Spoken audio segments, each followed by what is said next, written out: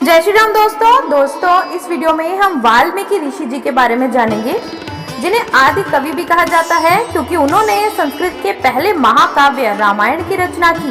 उनका असली नाम रत्नाकर था और वे पहले एक डाकू हुआ करते थे और लोगों को लूटा करते थे।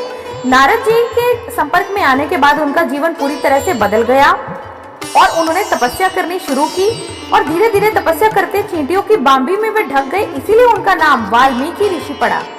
और उन्होंने घोर तपस्या करने के बाद ब्रह्म ज्ञान प्राप्त किया और उन्होंने उनका रचा हुआ पहला श्लोक जो उन्होंने कौंच पक्षी के वध को देखकर रचा था, यही संस्कृत का पहला श्लोक माना जाता है। और ब्रह्मा जी ने स्वयं प्रकट होकर उन्हें रामायण की रचना का आदेश दिया और श्री राम के संपूर्ण जीवन चरित्र को उन्होंने 24,000 श्लोकों में किया और इसे ही रामायण का नाम दिया उन्होंने, जिसमें 7 कांड हैं, जिसमें उन्होंने श्री राम के जन्म से लेकर राज्याभिषेक और सीता के वनवास तक का वर्णन किया। और वाल्मीकि जी ने ही सीता माता को उन्हें अपने आश्रम में आश्रय दिया था और लव और कुश को धनुर्विद्या की शिक्षा भी दी थी।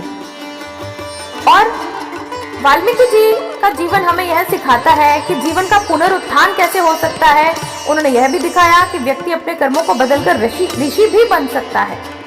उनकी रचना रामायण आज भी करोड़ों लोगों की आस्था और प्रेरणा का स्रोत है और हर साल उनकी याद में वाल्मीकि जयंती मनाई जाती है। उनका जो योगदान है वह भारतीय संस्कृति और साहित्य और धर्म में अमूल्य है।